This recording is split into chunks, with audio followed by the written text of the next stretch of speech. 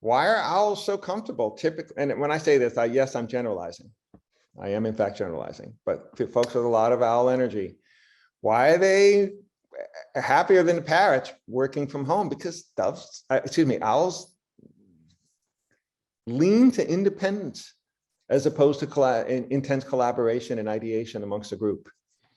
So their natural nature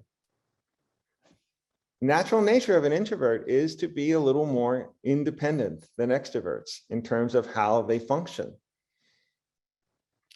And in an asynchronous environment, the process example I described at meetings, owls love that, because for owls, documentation is the holy grail of communication.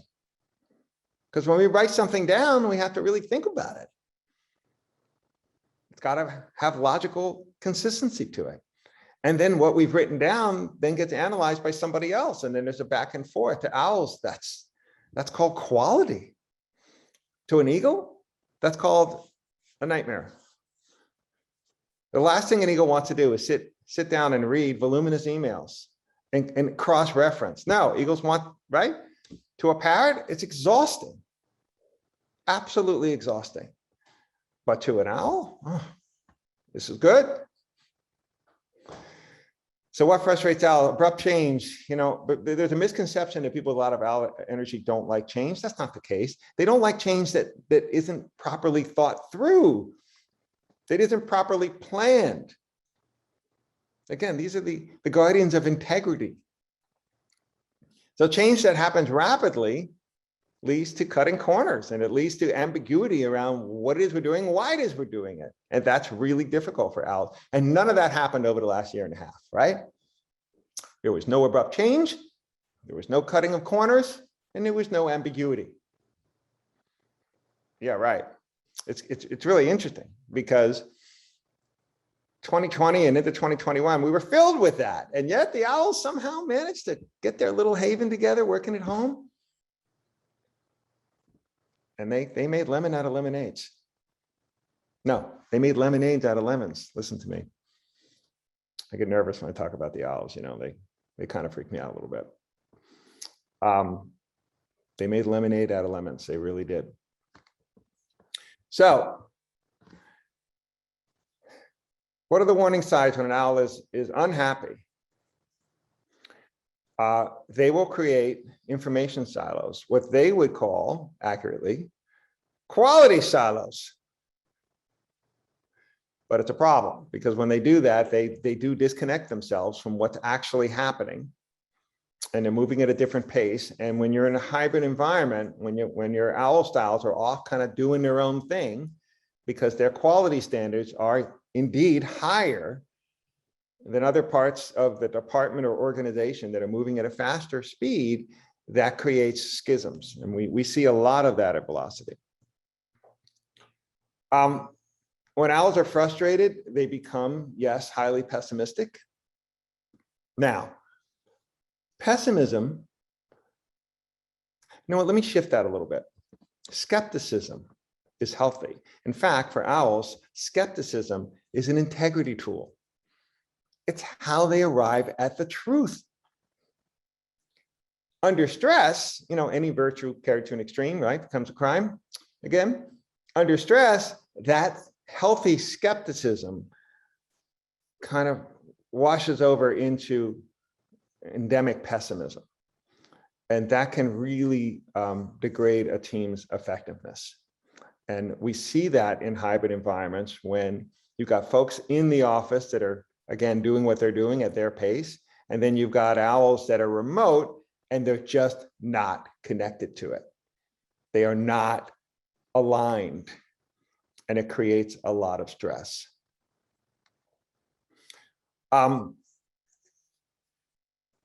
Typically, someone with a lot of owl energy is so rationally based that, well, they're rational towards what? They're rational towards solutions that make sense. But what happens if you've got an owl that is pessimistic, but also not offering solutions? That's a major warning sign. That's a damaged relationship if it's between you and that other person, or it's a red flag organizationally that this person is just not happy and some attention needs to be paid there. And if you're an eagle manager and you got a bunch of owls and you're not paying attention to that, then that's going to create a lot of issues for you down the road. It's just a matter of time. So what are solutions?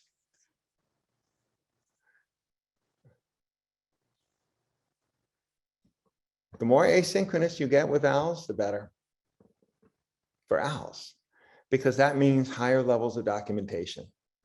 The more asynchronous you get, the harder it is for parrots. And in some ways, the harder it is for eagles, because eagles simply don't want to read voluminous, emails, and they don't want to be bogged down by documentation. On the other hand, eagles will roll with async if they see that it works. If you can get an eagle to see that an asynchronous mindset, meaning no, not everybody has to be on the meeting, but here are the steps we're going to take, and here's how it's going to work, and here are the benefits that are going to accrue from it, well, then the eagle's going to say, all right, let's rock and roll. In fact, I think we saw this in the beginning of the COVID crisis. The eagles were completely, the senior leaders that I coached, CEOs and leadership teams that had a lot of eagles, they were completely freaked out at the outset of COVID that productivity was going to plummet once people left the office. You guys remember that? I'm sure you do. I'm sure you do. I'm sure a lot of you have had these conversations of people just like, how are we going to get anything done? And nobody was more pleasantly surprised that productivity went up than the eagles. It just shook their world. Now, I think what's also interesting is that today, in October of 2021, it is the eagle CEOs that I coach that want everybody to come back. Even though they've seen the benefits that hybrid brings to the table, and even that remote brought to the table, amongst my CEO clients that are eagles, I would say to a person, if they had their druthers, there'd be no hybrid. Everybody would come back. Amongst my other styles, parrot, doves, owls, the other three, there's much more diversity of thought around how much leeway there should be around hybrid. Of course, the savvy amongst us all know that hybrid is probably not going anywhere, that Gen Z and Gen Y, millennials, and Gen Z, they expect a hybrid environment. They expect to have the freedom to choose on a much higher level where they work than previous to COVID. So it really doesn't matter what anybody thinks, I think, at the end of the day. The collective is going to, over time, decide what that ratio looks like. Because too much talent is going to be lost by those who are rigid, and it will be lost to the companies that are, in fact, flexible. Okay, so if you commit to continuous documentation, their owl morale will improve. Owls